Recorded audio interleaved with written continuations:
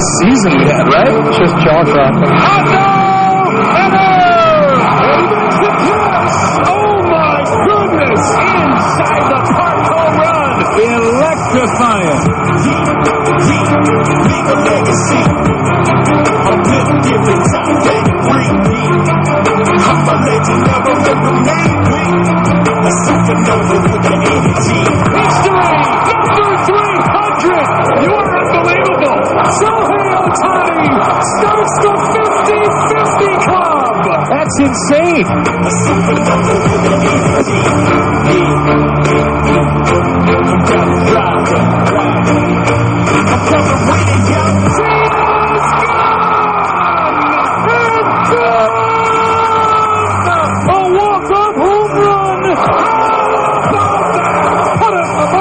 Incredible. Well, it's been an unbelievable season. When I was a kid, I left home to school, and then I never got to school. I stopped halfway playing baseball. So the teacher came home and tell my mother, "Oh, my son, you have to study. You have to be prepared for the future." And the only answer I have for her was, "Mother, I'm going to be a baseball player." There are two kinds of people in this world. Those who love Old Bay, and those who've never tried it. Because once you taste this Chesapeake Bay seasoning, you'll immediately be turned into a canvert. Old Bay goes great on seafood, chicken, corn on the cob, French fries, pretty much anything. Join the Legion of Canverts in America. Pick up a can today. And before you know it, this could be you. Old Bay, the can that connects us. When I got to the stadium, Orlando and Felipe welcomed me to the clubhouse. So they introduced me to each player. And the first one that introduced me was Willie Mays. When I saw that man, I didn't believe it. I thought I was in heaven. You know, want to be a baseball player. Now I'm a professional. Now I'm meeting the best player ever, Willie Mays.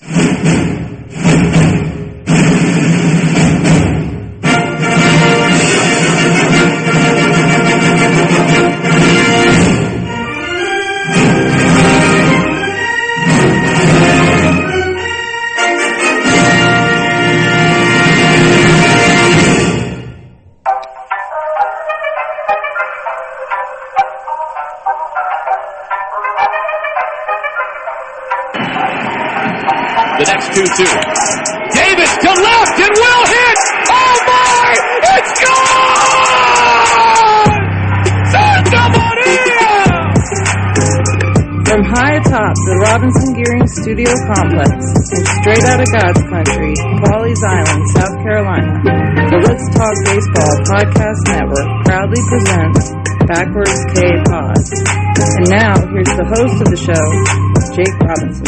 I never move slow-mo. Welcome to my dojo. This other parts of so-so. Chill like bro, yo. Focus like a GoPro. Ripping up this promo. Check out the scoreboard. Bring some going no-no. Going, it's going, it's going. Yo, it's gone. Your heart just stopped. Cause Jake got strong and mighty. Undefeated, I beat it. Pull up the box, pull it down, then read it. Written, produced, directed, and mixed. Dog on your lips and eyes and spit backflips. Big a tip, any tip, get on to it. I got ridiculous pops without forcing it. You sitting home crying like a girl while I spread the gospel around the world. Yo, the pods are written behind tracks that mixed it smooth with the groove to make it is what it is. Add a little gut and a rhythm to back it up.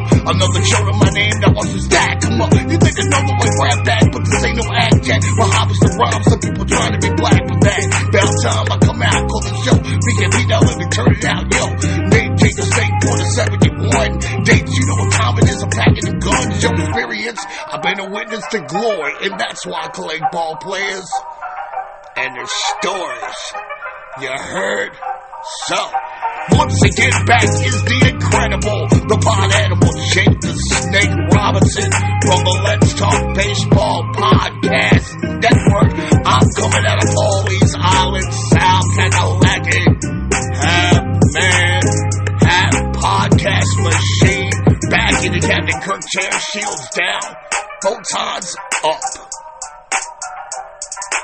Prepare to engage on this week's digital audio program. that I call Backwards K-Pod, where we collect ball players and their stories. What's up, Seamheads? What's cracking? Welcome back into the dojo for chapter 167 in our never-ending historical, anthological, and biographical accounting of the players, characters, moments, stadiums, and all the pop culture references that have been woven and stitched into the DNA of this beautiful tapestry of life we call baseball. I'm Jake Robinson. I got your hookup. Holler if you hear me. I'm all tangled up in the web, brah, as this show is available on all podcast platforms, wherever you listen to your shows, Podbean, Apple, Spotify, even Alexa will bend over, face down, ass up if it asks for BKP nicely. So hit that subscribe or follow link, share with all your Seamhead buddies, rate and review my performance as you see fit. If your platform offers that opportunity, I ain't scared. I do what I do when I do it, and no one does it better. I'm honored to be a fearless leader and the gatekeeper of this beautiful game's rich history, and I promise to never take this audience for granted. So, to all the OGs of the BKP Army, as well as any of the newbies who have drifted into my baseball universe here, I humbly thank you for lending me your ears and affording me the chance to preach the gospel of baseball to the world.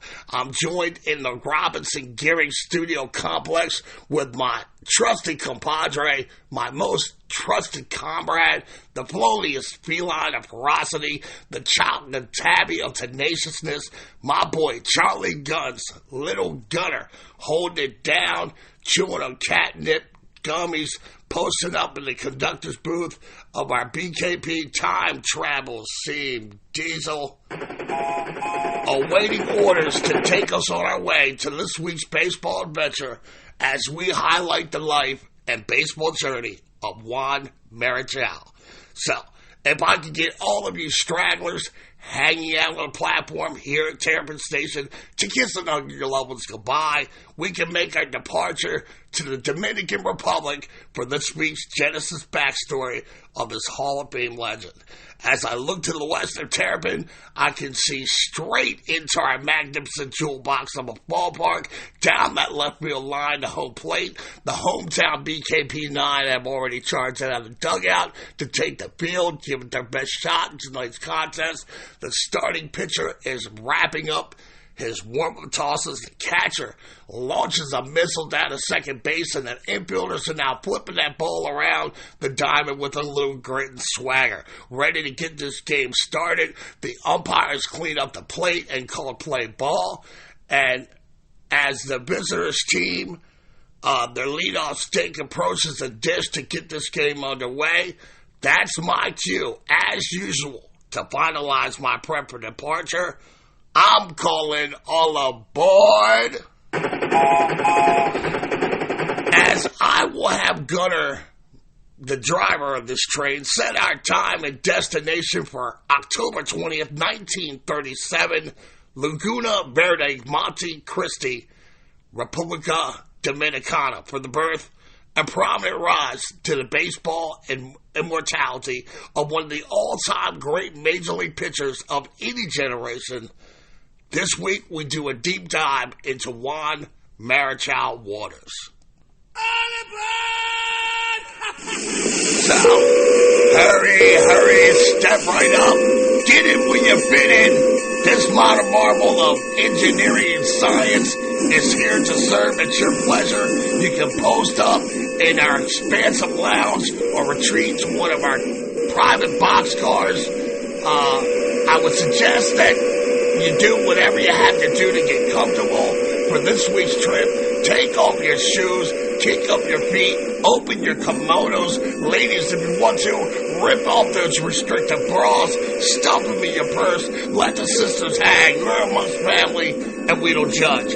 As Gunner picks up the necessary quantum speeds needed to hit 6.0 gigahertz of RF on our spectrum analyzer, he is in essence creating these anomaly traversable wormholes, bending baseball space and time to our will, tipping the celestial scales in our favor, making interdimensional time travel possible, so we can get back to October of 1937, Repubblica Dominicana, where this week's audio biopic begins. And much has been said about this week's topic. Hall of Fame pitcher Carl Hubbell, who watched Marichal in amazement, once said, "This guy is a natural. He's got ideas about what he wants to do, and then he does it." The greatest GM who ever lived, Branch Rickey, gave his scouting report on his rival team's ace, saying, "I've never seen a player in all my years in the game who has made such magnificent use of his God-given abilities." Bob Stevens, the 1982 author of Baseball's Greatest Quotes, he took poetic license and hit the nail squarely on the head when he opined that if you placed all the pitchers in the history of the game behind a transparent curtain where only a silhouette is visible, then Juan's motion would be the most easy to identify, adding that Marichal single-handedly brought beauty, individuality, and classy showmanship to the game. With the exception of probably Sandy Koufax, who, ladies and gentlemen, he was on a whole other stratosphere. Juan Marichal was arguably the best pitcher in the 60s, the golden age of pitching, certainly amongst the best right-handers. Now, loyal Cards fans are going to point to Bob Gibson, but Gibbs' 164 wins during the decade of the 60s is dwarfed by Marichal's 191 victories, as he won more games than Gibson in each season of that decade. He is the only pitcher during the Golden Age with more complete games than wins with 197. His 2.57 ERA during the decade is third only to Koufax, 2.36, and closer Hoyt Wilhelm's 2.16. He is third in innings pitched behind Don Drysdale, Jim Bunning, and his 45 shutouts lead the decade by 4 over Bob Gibson. He's also one of the greatest National League All-Star pitchers to ever compete in the Midsummer Classic, appearing in 8 games, going 2-0 in 18 innings pitched with 12 strikeouts and an anemic All-Star ERA of .50.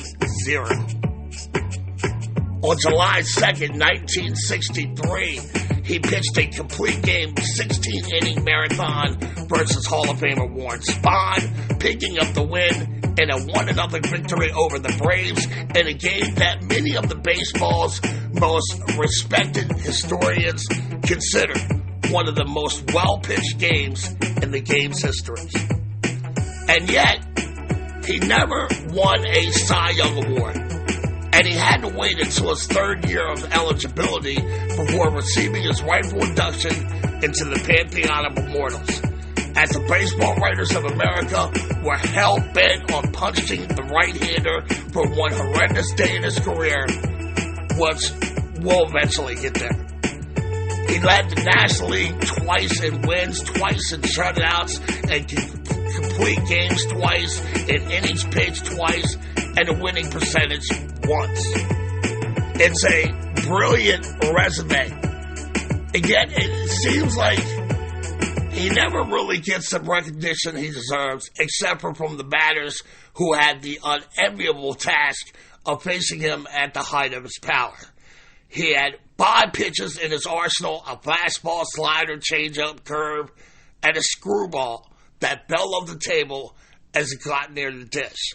He is most remembered for his high leg kicking motion, but he had savvy. He was actually always trying to disrupt the hitter's timing and the exit window. And sometimes he would forego his usual over-the-top angle and drop to a three-quarter delivery or even a sidearm motion. Now, Pete Rose had the dubious distinction of facing more Major League pitchers than anyone else in the history of the game. And he had a legendary steel trap of a memory against every one of those pitchers he ever faced. And he said before his death on numerous occasions that Marichal was the best pitcher he ever faced, even though he had a 341, 400, 512 slash against the Giants hurler. Besides the John Rose barrel incident that sullied his reputation, he never got to perform extensively on the World Series stage, while Koufax and Gibson did with the Dodgers and the Cardinals in the 60s. And also, at 6'3", 185 pounds, he didn't really exude the athletic power of Koufax or Gibson. And Sandy and Bob, they just look like dudes who could overpower the best hitters on the planet, and they usually did with their fastballs or frozen pizza curveballs. And next to those freaks, Marichal didn't look like an imposing or overpowering pitcher. He looked like a finesse pitcher, and that's how he usually worked. But he also had the ability to blow away any hitter with his heat if he's up in the count. When Koufax and Gibson would work through the dog days of July and August, they looked like men at work, on the game, progressing along. Fans could see Bob and Sandy's beards getting darker with each pitch, their jerseys getting wetter and wetter with perspiration. And Marichal, you know, he rarely ever let him see him sweat. From his first pitch of the game to the 27th out, he always looked like a man who had showered and shaven between innings, and his face always carried a smile that could be seen through the fog rolling off the San Francisco Bay and into Candlestick Park. He didn't get emotional while he was on the mound doing his thing. No matter the situation, he always carried a smile and a confident look on his face that seems to convey, hey, I'm going to win today, and there ain't a damn thing you can do to stop the inevitable. Baseball scout Dewey Griggs identified this trait early in Marichal's career and deduced that nothing seems to rattle the right-handed pitcher. He never seems to overexert himself, and he also concluded that Juan had a live fastball and a high ceiling just waiting for him to crash through. Koufax and Gibson strong-armed the way to legendary status, overpowering MLB hitters in their wake. They seem to say, here's what I got today, now what are you going to do about it? And Marichal, well, you know, he toyed with batters, and he seemed to relish embarrassing them. And here we are, as Gunnar has us ripping through that last reversible wormhole straight into Laguna Verde, Dominican Republic, October 30th, 1937, for the birth and humble beginnings for this week's protagonist, Juan Antonio Marichal. His parents, Natividad Sanchez and Francisco Marichal, they already had two children, Gonzalo Rafael and daughter Maria, before Juan's birth. Laguna Verde, Monte Cristo, a province in the northwestern part of the country, was a poor farming village where life was hard on the local population. And the Marichals were no exception to this rule, as they lived in a palmed bark shack without electricity. And they farmed their own food. It was a daily grind of life, as his father, Francisco, dies when Juan is 3 years old, which left their family in even a more dire predicaments. Juan, at an early age, is responsible for tending the family horses, goats, and donkeys, but he would often sneak away to go fishing or swimming in the Yaco del Norte River. At the age of 10, Juan fell unconscious and was in a coma for 9 days, with poor digestion being the culprit, and treating him in such a remote area of the world was challenging as the days wore on. With Juan in a coma, it was beginning to look like death was around the corner, but a local doctor suggested giving him a steam bath, and miraculously, he regained consciousness. His brother Gonzalo was a solid baseball player, passed his love of the game on to his little brother, and after a while, the older brother begins teaching his young sibling the fundamentals of sport. It isn't long before Juanito is playing ball on the weekends with his older brother and friends, and the Marichals, as a collective family unit, they're poor. They're so poor they're 30 cents away from having a shiny quarter in their family piggy bank.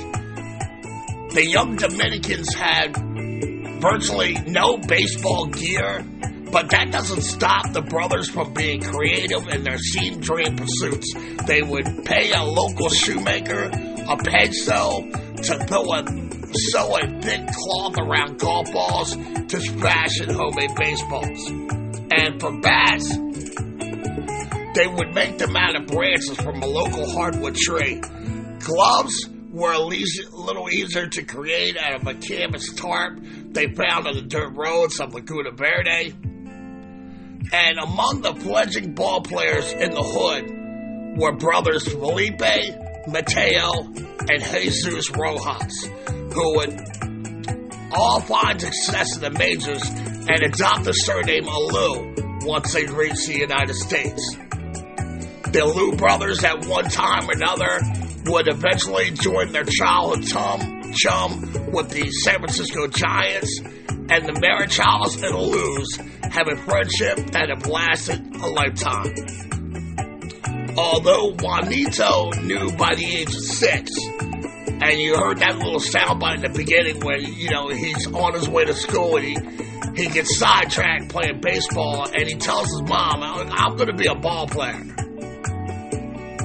Well, he really receives no encouragement from his mother, who insisted her son concentrate on getting an education.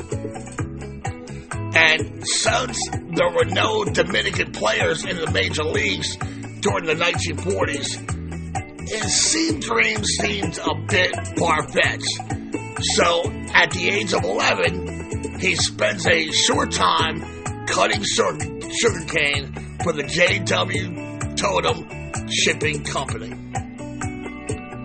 Now, Juan starts out as a shortstop, and even though the Dominicans are known for producing quality shortstops, he is not destined to be one of them. At the age of 9, he finds inspiration from Bambo Ramos, a star on the Dominican national team who hails from Monte Cristi, and Juanito switches position from shortstop to pitcher and begins imitating Ramos's sidearm delivery.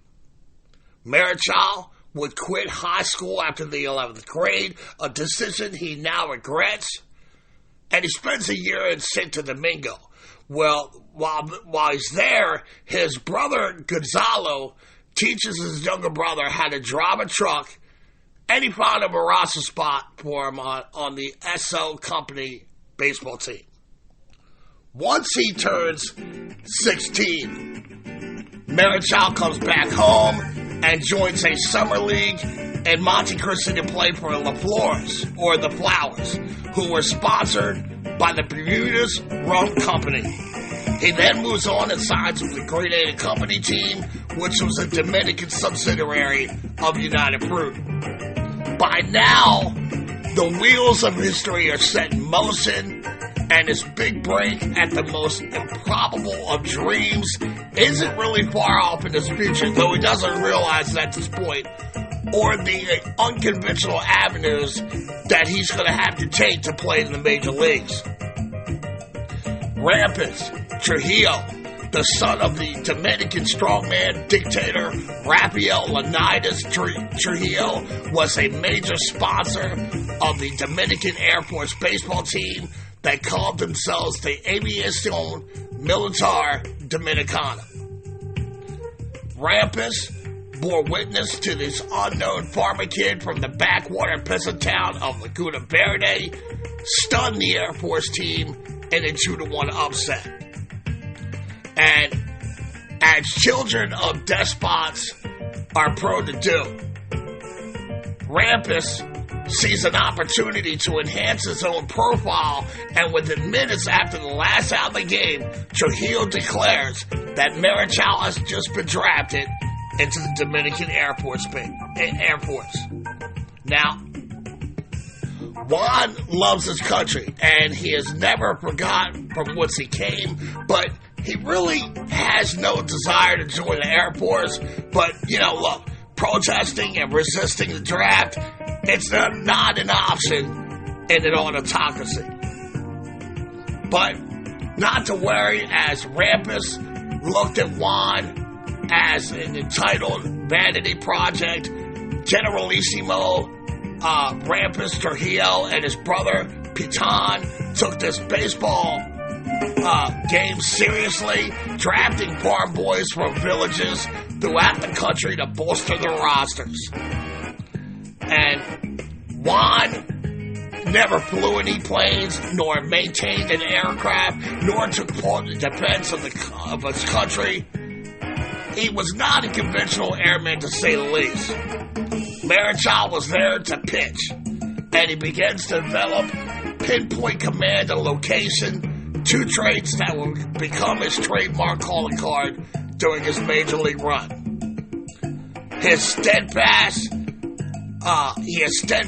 in his commitment to his development, and his skill sets begin to rapidly progress, and the San Francisco Giants catch wind of the talent and sit in the shadows watching the budding talent from afar. Ultimately, in 1958, Giants scout Horacio Martinez, Frankie Genovese, Alex Pompez, they move into Juan and sign him to a $500 contract. Now, $500 in 1958, it has the spending power of around $5,500 in the 2025 economy. And he makes his professional baseball debut during the 1957-1958 Dominican Winter League for Escogido Leones, who ostensibly have a working agreement with the Major League San Francisco Giants. The young Dominican embraces his early life in America, breezing through the Giants farm system of minor league affiliates. Starting in 1958, he receives orders to start his career in Class D Midwest League, playing for Michigan City of Indiana. Less than a year before, he's just a poor Dominican farmer kid, born into abject poverty, who has his dream to compete in a foreign country against the best baseball players on the planet. By the end of the 1958 season, he had annihilated Midwest American bats, going 21-8 with a dazzling 1.87 ERA, pacing the league in wins ERA, as well as 245 innings pitched, which was also tops in the league. And he was among the league leaders with 24 complete games. He follows that amazing 1958 debut in the States with a promotion to Class A Springfield, Massachusetts of the Eastern League, leading the league with 18 wins against 13 losses, 8 shutouts, 208 strikeouts, and 271 innings pitched with a 2.39 ERA. The second season of his career in the United States, he is still exclusively a sidearm shooter, but manager Andy Gilbert, who would be all puckered up in the dugout watching his growing Dominican beast pitch, he's convinced that his prime phenom was destined for arm injury with that sidearm delivery. So he earns Juan's trust, He tells the youngster that he can throw a wider variety of pitches with a greater velocity with an over-the-top delivery. And under the watchful eye of Gilbert, Marichal adopts the high-kicking, ball-concealing motion that will always be a trademark for which he will always be remembered. He's then promoted to Coma in the AAA PCL in 1960. After going 11-5 with 3.11 ERA, the Giants called the young Dominican up to the show. On July 9th, 1961, the 22-year-old Marichal takes to a major league bump for the first time, and he has a big league debut for the ages. I mean, honestly, it's probably the greatest debut ever for a starting pitcher as Juan pitches 7 2/3 innings of no-hit ball at the Philadelphia Phillies, giving up a pinch and single to catcher Clay Dalrymple in the 8th. He strikes out 12 while walking 1 in a 2-0 complete game shutout in front of 13,279 fans at Candlestick Park. And if he hadn't put the league on notice with that performance, he followed his debut up by choking out the eventual world champions that year, the Pittsburgh Pirates, and Staffy's Harvey Haddix in a 3-1 complete game victory that saw the young Dominican surrender 1 earned run on 4 hits, 4 walks, and 6 strikeouts. Now, the Braves became this third victim on July 28th when he pitches 10 innings, allowing 2 runs, a walk, while scattering 7 hits, striking out 6 to defeat another ace and Warren Spahn by the final of 3-2. So, for those of you picking up what I'm laying down and doing the math, I'll break it down for you. In his first 3 starts, he went 3-0, 3 complete games, 28 innings pitched, 24 strikeouts. Simply put, he's making this game look too goddamn easy. It's absolutely illogical what he accomplishes his first 9 games in the majors. His first 9 days, I'm sorry. Now, eventually, he cooled off a little, and the law of averages kicking in, but he finishes his rookie campaign with a 6-2 record and a stingy 2.66 ERA with 6 complete games under his belt. But becoming a mainstay on the Giants roster is not the only stress he absorbs his first year in the show. There's trouble back home in the Dominican Republic. It's an unstable time fraught with uncertainty. On May 31st, 1961, Trujillo is assassinated by his own armed forces, and the island nation erupts into anarchy and chaos. Meanwhile, Juan had become engaged to Alma Rose Caraval, neighbor of his friends, the Alou brothers, and with terror and lawlessness spreading throughout the island, Marichal has a sit-down with Giants manager Alvin Dark during spring training in 1962, and he asks the skipper for a few days off to return home and get his house in order. The manager obliges to the request, and Juan would make a return a week later with his fiancée Alma in tow. By the end of camp, Marichal and Alma marry on March 28, 1962, and they would go on to have 6 children, 5 girls, 1 boy, Rosie, Elsie, Yvette, Ursula, Raquel, Charlene, and Juan Antonio. Marichal's production leveled off a little bit, but he's still developing his craft over the next season. He posted 13-10 mark with 3.89 ERA in 1961. By 1962, his promises beginning to shine through. He goes 18-11 for a powerful Giants team that won 103 games, and they edge out those goddamn Dodgers 2-1 in a 3-game tie-breaking series to end the season, punching their ticket for a World Series appearance against the New York Yankees. Now, Juan's 18 wins that year was good enough for third most of the Giants staff, behind Jack Sanford, who went 24-7, and Billy O'Dell with his 19-14 record, but his .336 ERA is the bust on the team. He makes his first All-Star appearance that year and was the winning pitcher in the NL's 3-1 victory over the American League, pitching 2 scoreless innings in the contest. The 1962 World Series was hampered by bad rainy weather. There were several rainouts in the Fall Classic, and the series almost lasted 2 weeks because of all the postponements. The Dominican dandy starts Game 4 in the boogie-down Bronx, and he's moving right along. He staked to a soon-up lead through 4 innings, giving him 2 hits and 2 walks and 4 strikeouts, and in the top of the 5th, he injures his hand while striking out attempting to bunt against Whitey Ford, and he's finished for the season as the Giants will fall to the Bombers in 7 games. And look, the Giants were a powerful team that were usually in convention throughout the 60s and early 70s, so no one could have possibly even imagined that the club would not sniff another World Series until 1989.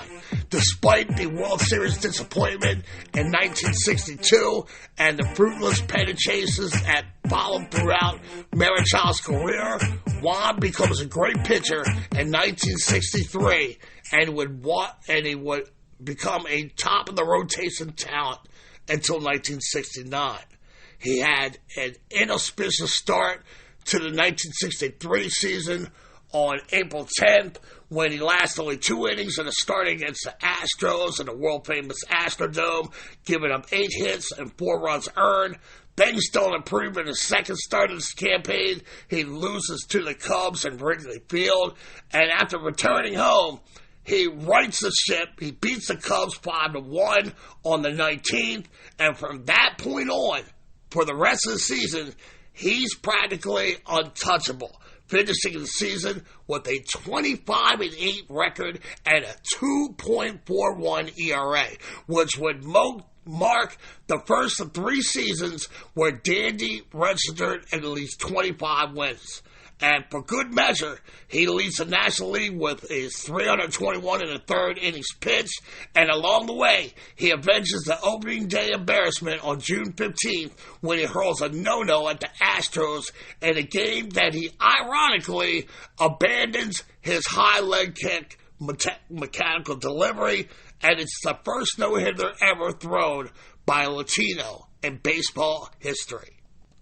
On July 2nd, he defeats Warren Spahn 1-0 in a 16-inning white-knuckle game that has been called the greatest game ever pitched in the game's long history. And it was everything that a baseball game should be, a testament to skill, courage, pride, and the honor of 2 ace pitchers. It was the perfect theater featuring the 42-year Spahn and his 330 career victories at the time against the up-and-coming young Dominican dandy. The 2 shooters were mirror images of one another with their high leg kicks and their pitching hands practically scraping the dirt on the bump from their exaggerated windups. And around this time, Spahn is pitching more from his head than his arm, and this game was no different as he finesses his way through the Giants' powerful lineup, pitching to contact, giving up 9 hits while striking out 2 with a walk. Marichal took a different approach. In a year in which he struck out a career-high 248 batters, he gave up 8 hits, struck out 10, and walked 4. And neither pitcher would capitulate, and back and forth swung the momentum. And age wasn't about to be beaten by youth, and youth was never going to bow down before age. The game ended with Say Hey Kid Willie Mays dropping solo dong in the 16th inning, and it's really The perfect illustration of what former Commissioner Bart Giamatti romantically once said, baseball breaks your heart. It's designed to break your freaking heart. Down in SoCal, Koufax, like Marichal, is at the height of his powers and having an outstanding season himself. He won 25-5. He leads the league with 11 shutouts, 306 strikeouts, 1.88 ERA, and he was the MVP of the 1963 World Series, throwing 2 complete games in the Classic and the Dodgers sweep of the Yankees. For his superb season, he is awarded the Cy Young Award, which from 1956 to 1961, you have to remember there's only one Cy Young Award each year. And he takes home the Cy Young hardware. He also takes home the NL MVP trophy as well. 1964 is another banner year for the Marichal family, finishing with a 21-8 record and a league best 22 complete games. Gibby's regular season numbers that were 19-2 with a 3.01 ERA, but he took home World Series MVP honors with a 2 complete game wins over the Yankees. The 1964 Cy Young Award went to Dean Chance of the Los Angeles Angels, who accompanied his 29 mark with a 1.65 ERA. And on paper, the 1965 season is unfolding like a typical Juan Marichal campaign with the season winding down. Marichal sports a 22-13 record, 24 complete games, 10 shutouts, and a sterling 2.13 ERA. But all the goodwill accumulated by Marichal will come crashing down on August 22nd, 1965. And it was a long anticipated Sunday matchup in a 3-game series. The Dodgers and the San Francisco Giants, they're set to renew their rivalry at Candlestick Park with the 2 best pitchers in the game at the time facing off in a head-to-head battle. You got Koufax for the Dodgers, Marichal for the Giants, and 8 years earlier, the 2 teams had both played Brooklyn and Upper Manhattan to run out west, and they carried their mutual loathing for one another to the state of California. On this day, neither ace was particularly sharp. The Dodgers struck first, scoring in the first and second innings. The Giants would go back, get one back in the bottom half of the second. And both pitchers had set up shop, establishing ownership of the inner half of the plate, with neither side hesitating to push batters off the dish. When Marichal comes to the plate with 1 out and third, Dodgers catcher Johnny Roseboro instructs Koufax to retaliate for some brushback pitches to Maury Wills early in the game. And this is out of Koufax's kind of comfort zone here. He buzzes Marichal's tower on 2 consecutive pitches, provoking no reaction. But then, on Rosenboro's return throw to Koufax, it comes very close to landing in Juan's ear, causing Marichal to explode into a rage of epic proportions, and he attacks the Dodgers catcher with his bat. Lifting the bat over his head like a samurai ready to collect the head of his rival, he brings the bat down, smashing into Roseboro's skull, opening a 2-inch gash on the catcher's forehead and prompting the worst brawl in Dodgers-Giants history. When the dust had settled, Marichal was ejected from the game, and Koufax, well, he's shook by the incident. He got the second out of the inning before walking Jim Davenport and Willie McCovey. Then he serves up a 3-run dinger to the Say Hey Kid, and the Giants were going to win the game 4-3. but Marichal drew a fine of $1,750 from Major League Baseball, the largest fine ever levied to a National League player at the time. And it was tagged with a 9-game suspension. The even bigger indignity of the moment is that the Giants finished the season in second place behind the Dodgers by a mere 2 games. The game has been rehashed many times by historians and seaheads, becoming something more like a morality play. In 2011, Roger Guinevere Smith wrote and performed a one-man play called Juan and John. Time heals all wounds, and Roseboro would eventually forgive Marichal, supporting him for the Hall of Fame after Marichal had been snubbed twice by the Raiders of America, and the two families remain close to this day. And again, Koufax is out of this world during the 1965 season. He goes 26-8, a 2.04 ERA, and a then record 382 strikeouts on the campaign. He tosses a perfect game at the Cubs, his 4th no-hitter of his career, and he also goes 2-1 with a .38 ERA in the Fall Classic to snatch the chip from the Yankees once again, earning his 2nd World Series MVP as well as his 2nd Cy Young Award. And I tell you what, nerds, I got my boy Gunner sprawled out across the console, absorbing every word that comes out of my mouth in this week's audio biopic of the legendary Dominican Dandy. He's just kind of like staring at me intently with these low, long, slow blinks of affection, and if I'm being honest, he's melting my heart. I'm going to pull my candy red apple, red Ferrari into the pits.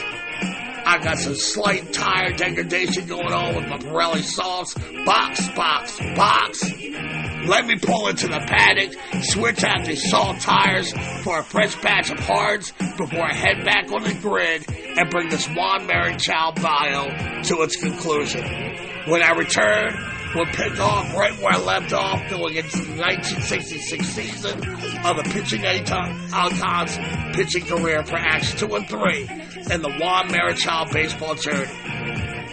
Let me pay some bills, rip a few tubes, timeline the rest of the story in my head, and figure out how to wrap this puppy up. BRB, freaks. Meet me on the dark side of the moon.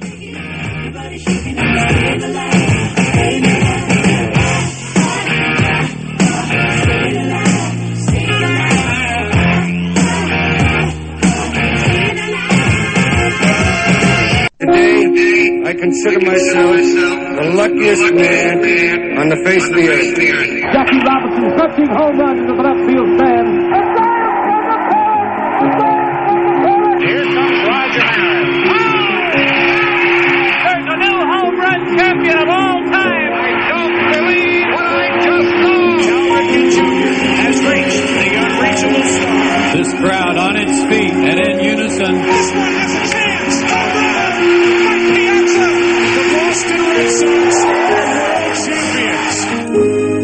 Welcome to the first night of MLB Network. Number 600 for Jim Thome. That ball is gone. 106. That would be a new record. It is hard. Oh, what a catch by Mike Trout. The Cubs have finally won it all. The Atlanta Braves are world champions.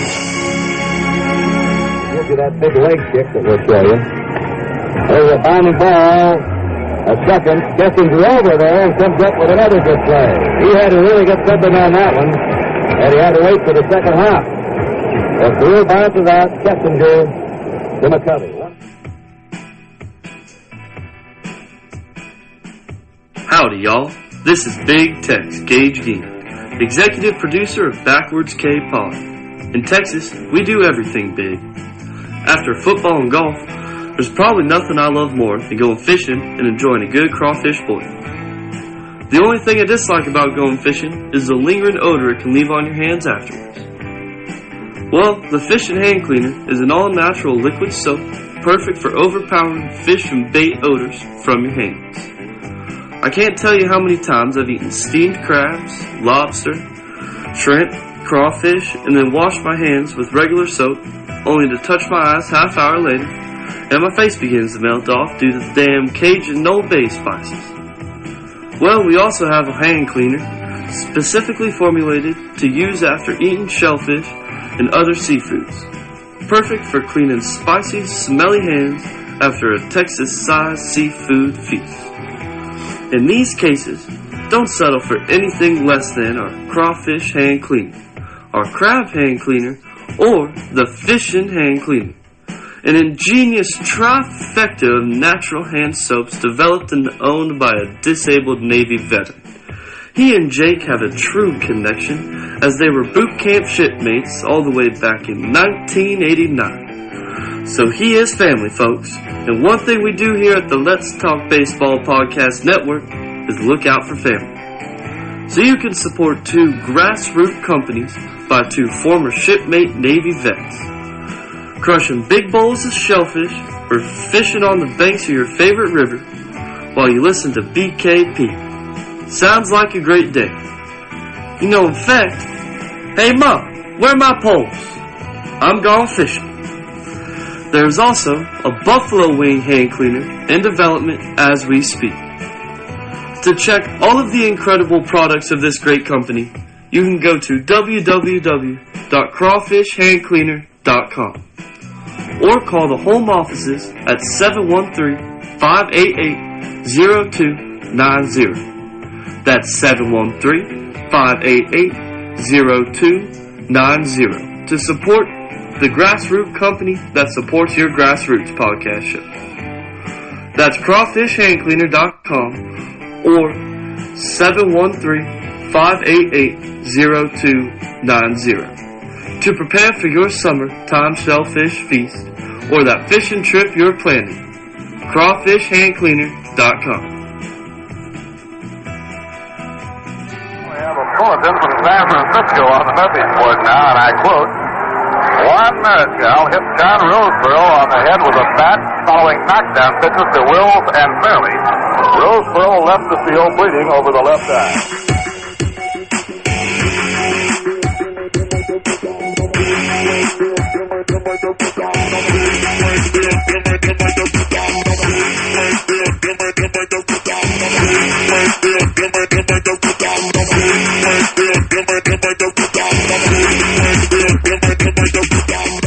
Attention on deck.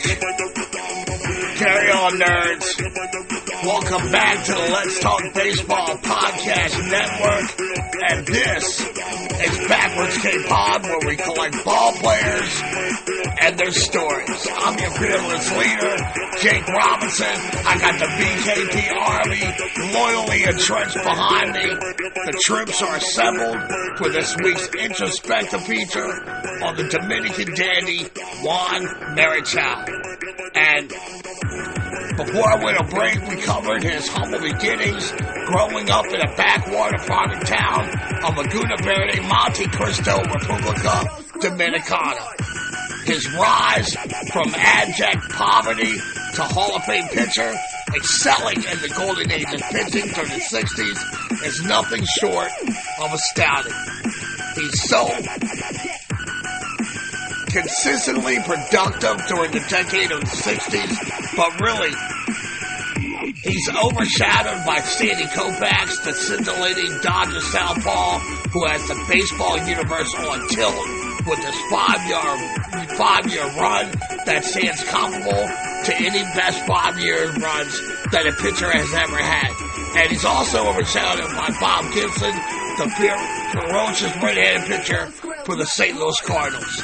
And both of these tribal chief freaks are not only putting up ridiculous video game stats, but they also have performed at a high level on baseball's grandest stage as the Dodgers and Cardinals made the Fall Classic 3 times apiece during the 60s with television world coverage beginning to take off in the 1960s, Gibson and Koufax would become household names, enduring themselves to the congregation of Seaheads with dominant World Series performances. And sure, the Giants had a chance in 1962, making the World Series to face the Yankees, but the series was mired in nearly 2 weeks of game postponements because of rain, and when they did finally hit the diamond to decide the chip on the field, Marichal suffers a freak accident in his Game 4 start at Yankee Stadium when he injures his hand attempting to bunt the fifth, and he's sidelined for the rest of the series, which the Yankees will win in 7 games. And that's pretty much how it went for Marichal. He had an impressive decade, but always fell short with comparable numbers to his higher profile contemporaries. And it kind of reminds me of Michael Jordan and his run through the NBA during the 1990s. In any other world and in any other time or era of play, guys like Charles Barkley, Karl Malone, Reggie Miller, Patrick Ewing would have wined and dined on glory. Unfortunately for them, they played in the same era as Michael Jordan. Hell, even Akeem Olajuwon didn't earn his glory until Mike retired after Bulls' first three-peat. And I'm here to tell you, if Mike stays in the game and doesn't suddenly retire abruptly, there ain't no way in hell the Dream and the Houston Rockets win those chips. No offense to any of my Houston audience, but in all reality, it ain't happening. For Marichal, he had to contend with Sandy Koufax at the height of his powers and his left hand arm of God, or Bob Gibson's, whose competitive determination owned the television screen with millions of Seaheads across the country glued to the tube and absorbing all the competitive fire oozing out of his body and into everyone's living room. And it's just a bad era to live in the shadows, much like the NBA stars of the 1990s. Determining Marichal's greatest season is a challenging task, but like Warren Spahn, because like Warren Spahn, he was rock solid consistent, and his baseball card shows that he had so many outstanding seasons that it's near impossible to point to any year in his career.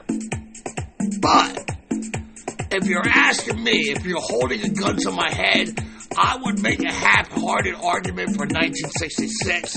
He sports a 9.1 wins above replacement that year, going 25-6 for the league's best winning percentage of 806, 1,180 batters faced, and 373rd innings of work, a minuscule 2.22 ERA, 25 complete games, and a .86 WHIP, averaging 1.1 walk for every 9 innings pitched and 6.5 strikeouts per 9.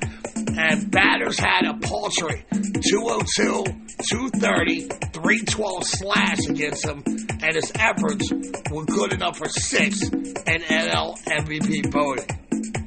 Unfortunately, again, his amazing season that honestly would have earned him a Cy Young in most other seasons is blindsided by the glaring of Koufax's brilliance. He has 2 more wins than Marichal with 27, a 1.73 ERA, 332 innings pitched, 27 complete games, 317 strikeouts, and 5 shutouts. His 27 wins in 1966 is the 20th century National League record for southpaws, equaled only by Steve Carlson in 1972.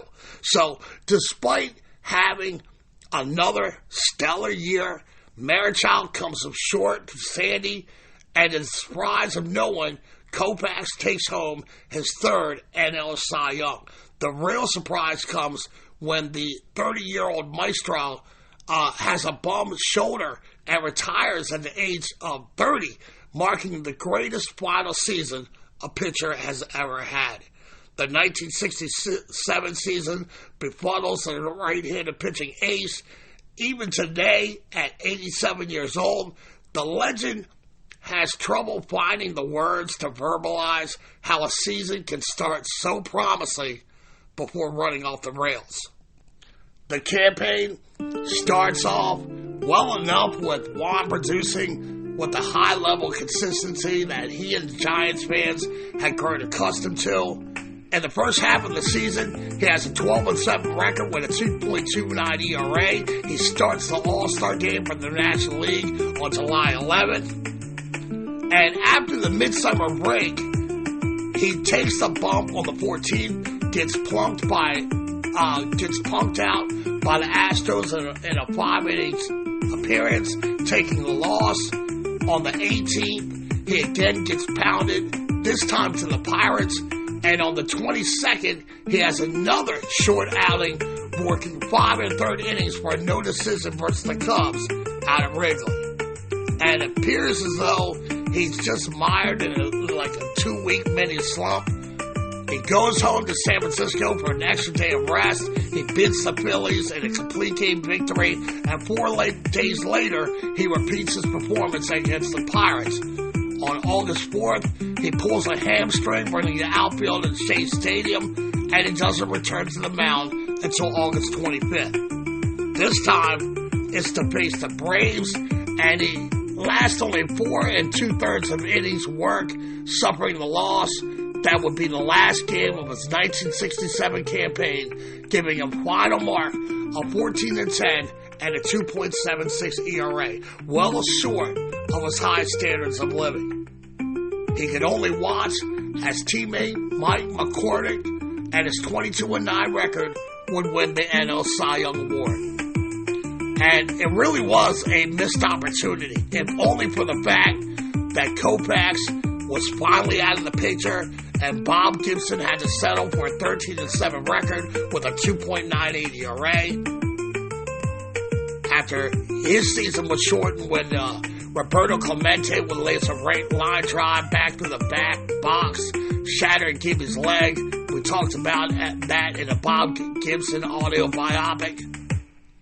By the Fall Classic, the Bulldog Gibson is back in rarefied air, destroying the Red Sox in 3 complete games and a World Series ERA of 1, winning his second World Series MVP award. By the end of the season, after the dust had settled, with the Cardinals being crowned the world champions, he had 2 top-shelf liquor pitchers suffering subpar shortened seasons, gearing up for the epic season awaiting them on the horizon. Now, the 1968 season is often remembered as the year of the pitcher, and for good reason. Most of the Major League Baseball hitters that year would have been better off leaving their lumber in the bat rack and walking up to the batter's box with nothing in their hands, as batting averages and power production totals, they tumble to dead ball era numbers. Carl Yastrzemski would take home the American League batting title with the 3.1 average, an all-time low for league batting champion. Every pitcher appeared to be having their career year in 1968, padding their Hall of Fame resumes. Denny McLain went 31-6, the first pitcher to win 30 games in a season since Dizzy Dean in 1934 for the Gas House Gang Cardinals. And no one has done it since in the National League. And you had 2 usual suspects in Marichal and Gibson. Marichal goes 26-9 with a 2.43 ERA, leading the league with 30 complete games, 325 1/3 innings pitched. And in most seasons, again, those numbers would be good enough to claim the vaunted Cy Young Award. But 1968 was extraordinary, and Gibson was a beast, posting a 22-9 record, which paled in comparison to Juan's 26-9, but his 1.12 ERA was the lowest earned run average since the dead ball era, and his 13 shutouts of the year were tied with Jack Coombs' mark set in 1910 for the Philadelphia A's, and 13 shutouts was second only to Grover Cleveland Alexander's record of 16 set back in 1916. In addition, the Cardinals went to the World Series where Gibby pitched valiantly, setting a World Series record with 17 strikeouts in Game 1, taking down McLean twice before the Cards' defense betrays them in his Game 7 matchup versus roly-poly Mickey Lolich for the Tigers' championship series win. For his record-setting season, Gibson walks away with the National League Cy Young and MVP honors. Hitters rebound in 1969 after pitching mound is lowered, and even though there was a little drama in production, Gibson, McLean, and Marichal had excellent seasons. Marichal goes 21-11, led the National League with 8 shutouts and his 2.08 ERA. But now there's a new gunslinger in the National League by the name of Tom Seaver, who guides the once hapless Mets to 3-0 sweep of the Braves in the NLCS and a 5-game upset for the ages over the powerful Baltimore Orioles in the Fall Classic, and he takes home the Cy Young award in 1969. The 1970 season is an unmitigated disaster that starts in spring training when Marichal has severe allergic reactions to penicillin. He loses mad weight over the next few weeks, and he never completely regains his strength that year. The short-term effect was a bowling shoe ugly 12-10 mark with a 4.12 ERA and a seriously diminished fastball. The only bright spot that year was picking up his 200th career win on August 28th on a 5-1 complete game effort versus the Buccos in Candlestick Park. The long-term effect, though, was catastrophic, chronic arthritis, severe back pains, which would dog him for the rest of his playing career. Without the heat, Marichal was left with his pinpoint command and veteran guile. He puts together his last really good season, going 18-11 with a 2.94 ERA.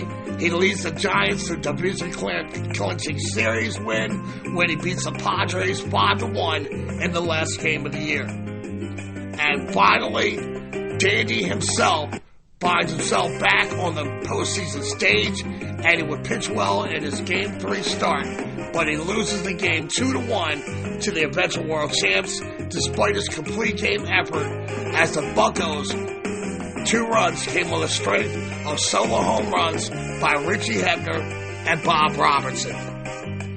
As often happens with most finesse pitchers, the decline comes swiftly from Marichal. He starts the 1972 season on April 15th with 8 innings of shutout ball versus the Astros to pick up the W, and then he loses the next 7 starts in a row.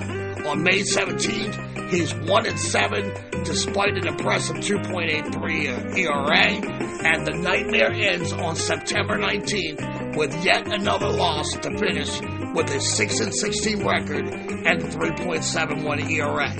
After undergoing back surgery in the offseason, his fortunes do not improve in 1973. He finishes with 11-15 record and a 3.82 ERA. Having seen enough, the Giants sell Marichal to the Red Sox on December 7th.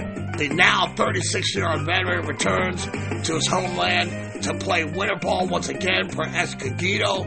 And during his 8th season with the Leons, the Dominican Dandy won 36 games, lost 22, and he's the league's all-time ERA record holder with a 1.87 mark and 557 in the third innings pitched. In 1974, Juan scratches and claws his way to a 5-1 record, but the 4.87 ERA is too much for even the Red Sox brass to overlook, and on October 24th, he is given his unconditional release.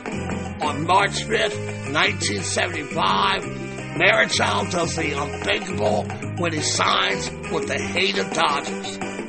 In his only 2 games wearing the Dodger blue, he gives up 9 runs in 6 innings pitched, and his career's mortal cord is cut on April 16th, the end of an amazing career. After the game, the mandatory 5-year waiting period to hopefully get the call from the Hall of Fame, Marichal and Gibson become Hall of eligible in 1981, and despite numbers that are very similar with Gibson, Bob gets the call in his first year of eligibility, while Juan only garners 233 of 301 votes. In 1982, with Frank Robinson and Hank Aaron receiving their just due, Juan comes up painfully close, only 7 votes shy of inclusion. Former Dodgers catcher John Roseboro publicly pleads with the writers not to hold their fight against Marichal and to vote for his friend. And on January 12, 1983, Juan Marichal finally gets a call from the Hall, becoming the first native of the Dominican Republic to earn induction into the House of Immortals. Marichal has stayed connected to the game and baseball, to the game of baseball and sports in general, really, since his retirement from the majors. He was nominated as the Director of Operations for the Oakland A's program in the Dominican Republic from the late 1980s to the mid-1990s, sending many players to the jail, including 2002 AL MVP Miguel Tejada. He worked as a broadcaster for Spanish-speaking play-by-play during the 1990s. From 1996 to 2000, he served with distinction as the cabinet of Dominican Republic President Leonel Fernandez as the country's Minister of Sports and Physical Education. And he still, to this day, analyzes games for ESPN Deportes. Despite the numerous honors and accolades, he finds controversy in 2008 when he and Pedro Martinez were filmed at a cockfight in the Dominican Republic. A segment of the American population was disturbed by the revelation, but the practice is legal in the Dominican Republic, and Pedro and Danny were there purely as spectators. Nowadays, Marichal can be found on his farm, tending his 48 heads of cattle and a lot of chickens. He is a man respected and admired by all who knew him or competed against him, and he is invariably kind to people who are in no position to do him favors. And he sums up his life goals in these final chapters of life saying, "Before I die, I will be happy if people say that I did something good for others. I want to be remembered for more. I want to be remembered more for helping people than what I've done in my baseball career." And with that, I think this is where I'm going to twist this joint up around the horn. A 5-4-3 double play to end the game, and another body dropped into our collection of ball players and their stories. But unlike all the other serial killers in the history of the planet, I leave a detailed map to find all the bodies I've dropped, and that's in that vault of archive bangers I leave behind on all podcast platforms, or you can go to diamondstatejake.podbean.com to check out any of the shows I've been detailing about the 250 years of baseball history. As Gunner has us speeding up the tracks, feverishly trying to get you back to your loved ones, awaiting your return to Terrapin Station, let's take one last look at those so impressive Hall of Fame stats the great Juan Marichal left behind on his impressive Hall of Fame resume. Okay, what do we got here? Juan Antonio Marichal, a.k.a. the Dominican Dandy. Born on August 20th, 1937 in Laguna Verde, Monte Cristo, Dominican Republic. In 1958, he is signed by the San Francisco Giants to a professional baseball contract while playing for the Dominican Republic Air Force team. On July 19th, 1960, the 22-year-old right-handed pitcher becomes the 11,748th player in the history of the planet Earth to join the Major League Baseball fraternity when he makes the greatest debut for a starting pitcher ever in the game's modern history. He throws a complete game one-hitter against the Philadelphia Phillies, striking out 12 and walking 1 in a 2-0 shutout. 16-year Major League Baseball career for the San Francisco Giants, Boston Red Sox, and the Los Angeles Dodgers. 61.8 career wins above replacement. 14,236 batters faced. 3,507 innings pitched. 620 win seasons and a record of 243 and 142 for a 631 winning percentage. 471 games, 457 starts, 244 complete games, the 88th most in baseball history, 52 shutouts, the 18th most in baseball history, 2,303 strikeouts, 709 walks, a 2.89 ERA, 3.04 BIP, and a 1.01 WHIP. His 123 ERA plus is a 98th best in the history of the game, and opponents had a 233, 277, 350 slash against the Dominican Dandy. He's a cousin of former Reds pitcher Jose Acevedo, and if you want to truly nerd out and crunch his numbers against players who grade out similar, try Carl Hubble, Kevin Brown, or Jim Palmer. Roll around the numbers much like a good little pig. 10-time All-Star, 1965 All-Star MVP, 1966 NL Pitcher of the Month, and May 1969 National League Pitching title.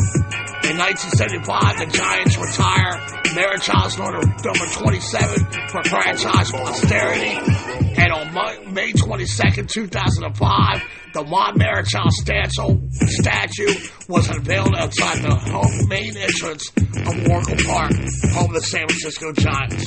1983, in his third year of eligibility, Juan Marichal is penciled in on 313 of 374 possible ballots, or 83% of the vote, during induction into the National Baseball Hall of Fame in Cooperstown, New York. Ladies and gentlemen, boys and girls, seamen of all ages, this has been the story of the Dominican Dandy, Juan Marichal. Thank you once again, good brothers and sisters, for stopping through this week. I appreciate anyone who takes time out of the 24-hour day to listen to me pontificate the seams. And I would never charge you for the baseball content offered up here at Backwards K Pod. No Patreon, no Twitch, no pay-to-play bonus subscriptions, and no tariffs charged for importing this product up outside the United States. I'm just going to keep coming through every week with that free baseball smoke. You don't want that smoke. And I'm going to keep it consistent like Chipper Jones, baby.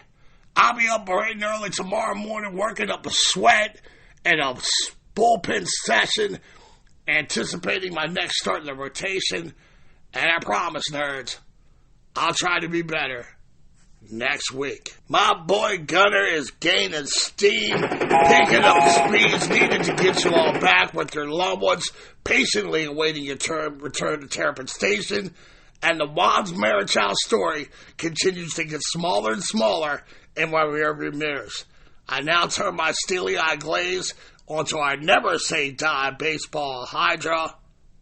I reach under my commode and grab my katana blade, and with one fell swoop, I chop the head off that beast, only to see two more baseball topics appear in their place. Next week, I'm going to cover the baseball life of Billy Martin. And very few of the great managers of baseball had a successful playing career that Billy had. We're going to cover his prominent rise from the Oakland Sandlots to being a key catalyst in the Yankees lineup during their dynastic run in the 50s to going down as one of the best all-time strategical managers in the history of the game. Gonna talk a little Billy Ball next week. Billy Martin next week, folks. But y'all know how I roll. That's another story for another pod here at Backwards K Pod, where we collect ball players and their stories. Check me out on TikTok and YouTube under the Backwards K Pod heading. On the site formerly known as Twitter, my handle's at back_K_podcast. Or you can always find me chilling with my crew at the Let's Talk Baseball Podcast Network private Facebook group page. Answer the questions and join the chaos. I think I accomplished the goals I set out. Getting the Juan Marichal story together this week. Vidi must see. I came, I saw, I kicked this show's ass. Thank y'all for coming out. God bless and win the day. Parents, if you see your kids, they got their noses stuck in their phones and pads, do yourself a favor you won't regret later in life when you're lying on your deathbed. Grab a couple gloves and a ball. Then take those little monkeys outside and play a game of catch.